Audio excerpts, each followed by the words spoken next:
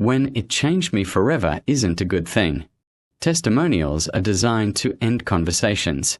They present a completed story, a before and after, a sense of arrival. When an executive says a leadership program changed who they are forever, the implied conclusion is simple. This was good. This worked. This should not be questioned. But that conclusion rests on a quiet assumption that rarely gets examined. That identity change is self-validating, and that positive internal experience guarantees positive external impact. It doesn't. The claim that keeps being made. Across leadership coaching testimonials, a familiar pattern appears. A leader describes how a program helped them understand themselves more deeply, reframe how they make meaning, become more aligned, show up differently at work. Then the claim expands. The same change is said to have improved relationships with colleagues, leadership outcomes, family life, identity as a partner or parent. In one widely shared testimonial, the executive states that coaching changed who he was not only as a leader, but as a husband and father, permanently, and that this facilitated amazing outcomes from the people around me. That language is not incidental. It is the point. This is not presented as skill acquisition. It is presented as identity transformation. The assumption built into that language. The assumption is simple and rarely stated aloud. If I experience this change as growth, then the impact on others must also have been positive. No consent is required from those others. No independent account is needed.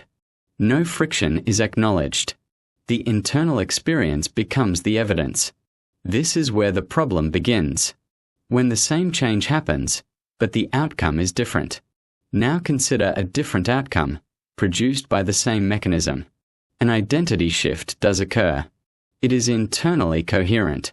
It is reinforced by leadership language, coaching frameworks, and narratives of growth. It is justified as alignment, self-awareness, and maturity. But the external impact is not amazing outcomes for the people around them. It is relational rupture. It is emotional withdrawal. It is abandonment reframed as development. It is children and partners absorbing consequences they did not choose. The framework has no language for this. Not because it is rare, because it contradicts the story being sold.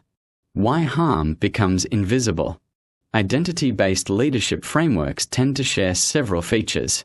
They locate causality inside the individual. They interpret resistance as psychological meaning. They frame discomfort as evidence of progress. They treat rupture as an unfortunate but necessary byproduct of growth. Once those ideas are in place, harm becomes difficult to name. If someone is hurt, the framework looks inward. Who has not done the work? Who is resisting? Who is attached to the old story? The possibility that the change itself caused harm is never seriously considered. That is not misuse of the model. That is the model functioning as designed. Testimonials tell only one side by definition. This is not a criticism of individuals who give testimonials. Their experience may be genuine. Their sense of growth may be real. But testimonials are structurally one-sided. They record the voice of the person who changed, the meaning that person assigns to the change, the benefits as they perceive them. They do not record how the change was experienced by others, what was lost in the process, whether those around them felt safer or less so, whether relationships improved or simply ended.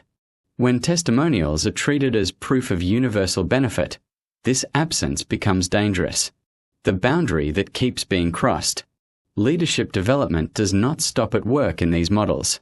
It explicitly crosses into parenting, partnership, family identity, personal meaning-making. This crossover is framed as depth. But depth without boundary is intrusion. Children do not consent to being part of a leadership development process. Partners do not opt into having their relationship reframed as someone else's growth journey. When workplace-adjacent frameworks reshape private life, responsibility does not dissolve. It increases. yet it is rarely acknowledged. Why reflecting this back feels threatening. When these dynamics are reflected back using the framework's own language, the response is rarely engagement. It is discomfort, silence, deflection, because the critique is not coming from outside. It is not saying, "This is wrong." It is saying, "This is what your model does." And that leaves very few places to stand. If identity change can produce both certainty and devastation, then it cannot be treated as self-justifying. If growth for one person can mean harm for another, then outcomes must be examined, not assumed. If leadership frameworks cross into family life, then ethical boundaries must exist. These are not hostile claims.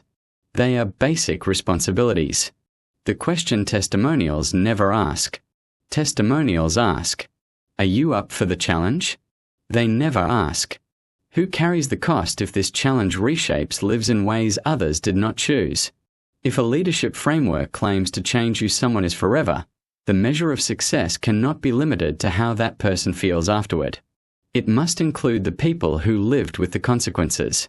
Until that question is taken seriously, "It changed me forever" is not a guarantee of good. It is a warning that deserves examination.